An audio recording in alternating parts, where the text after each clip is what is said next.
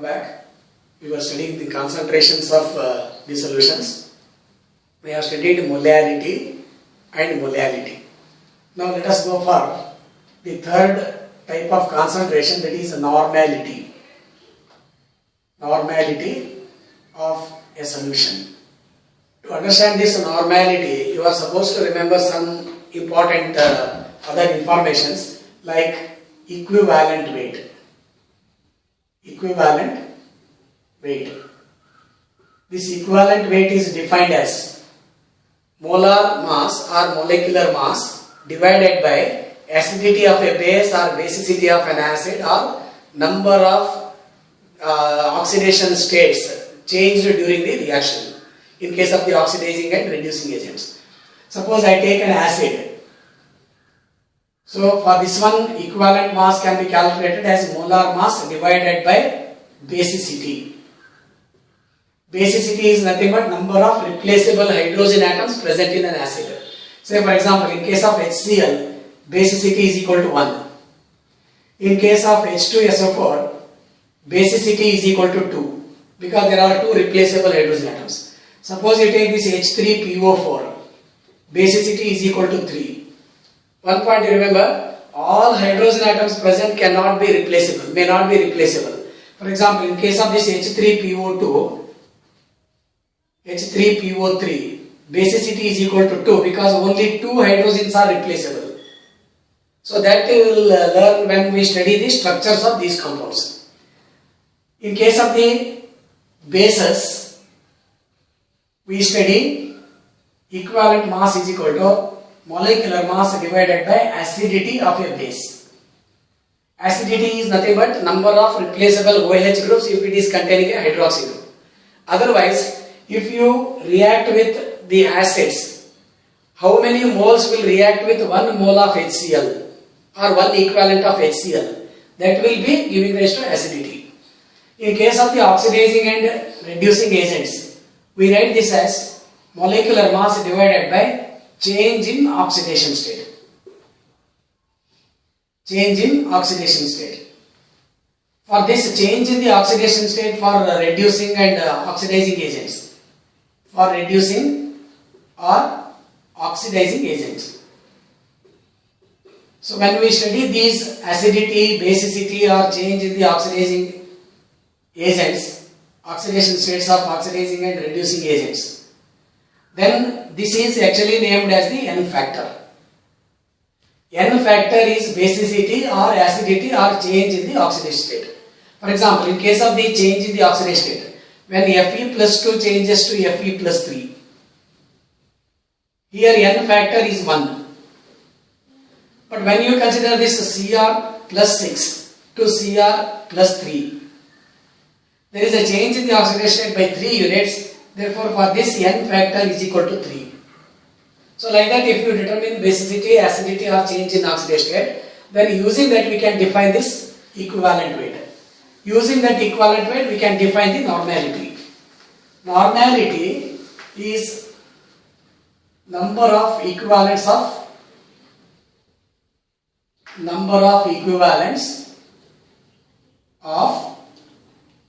a solute per liter solution. Per liter solution. That is, normality is defined as number of equivalents of solute divided by volume of solution in liter. Suppose you don't know the equivalent weight directly. If you are given with the mass of the solute divided by, as I told you, you can calculate by dividing by equivalent mass. So it is divided by equivalent mass. Equivalent mass. Equivalent mass is calculated as molar mass divided by acidity, basicity or change in the oxidation state into 1 by volume of solution in liter. Okay. Usually this normality you are studying in the volumetric analysis. There you are using this concentration. The next concentration that we study is the mole fraction. Mole fraction. This is the number of moles of the particular component to the total number of moles of the all components in a solution. That is called as the mole fraction. It is indicated with the symbol chi. This is defined as the ratio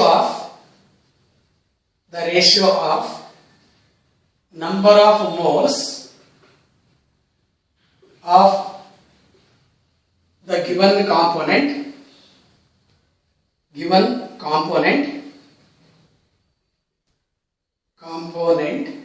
to the total number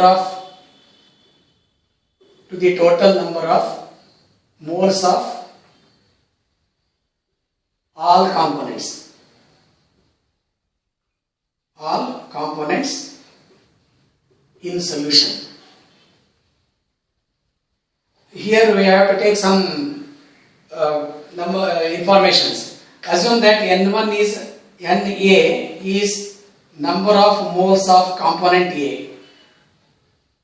Number of moles of component A. And Nb, same number of moles of component B. Then for both these components we can express the mole fraction. That is, mole fraction of A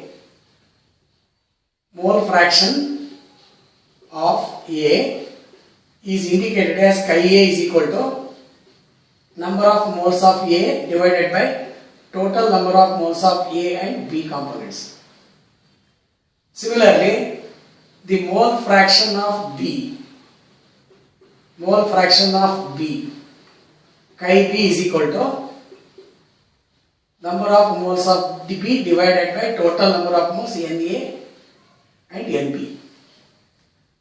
In a binary solution, if you take the sum of these two mole fractions, so for a binary solution, chi A plus chi B will always be equal to 1.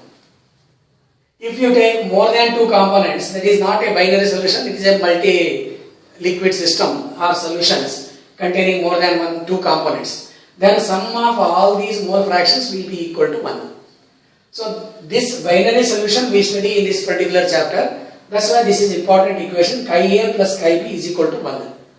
If you know mole fraction of any one component, that can be easily calculated as chi B is equal to 1 minus chi A. So chi B, if you want to calculate, you can calculate it as 1 minus chi A. So that is about the mole fraction of the particular component. If you are given the mass, you calculate first number of moles. Using those number of moles, you calculate the mole fraction. Chi A is equal to Na by Na plus Nb. Mole fraction of B, chi B is equal to Nb divided by Na plus Nb. If you calculate any one, the other one can also be easily calculated like this. So this is another important concentration, that is mole fraction. There is one more concentration that we don't use in this particular chapter, but it is a general concentration term, that is parts per million. Parts per million. Suppose you express a solvent with respect to its mass or volume, then a number of parts of that particular component to the total 1 million by in 1 million part of the solvent. That is called as the parts per million. So it is defined as parts of the component present in 1 million part of 1 million part of the solvent is called parts per million. So to calculate this parts per million ppm, we use the equation number of parts of the particular component, number of parts of the component divided by number of parts of solvent, number of parts of solvent multiplied by 10 to the power 6, because 1 million corresponds to 10 to the power 6. Suppose I say 5 parts of a particular solute by mass is present in 100 grams of water, then 5 by 100 into 10 to the power 6 will give rise to ppm, parts per million. So we have to take either grams, that is mass, or volume of the both water, solvent as well as that particular component. This is being used in the pollutions to measure the amount of pollutant present in the water or air, etc. We use this one. This is a unit used for very small concentrations. So in the next video, we will go for the actual topic, that is solutions with respect to the vapor pressures, the relative lowering of vapor pressures, and various colligative properties. Thank you.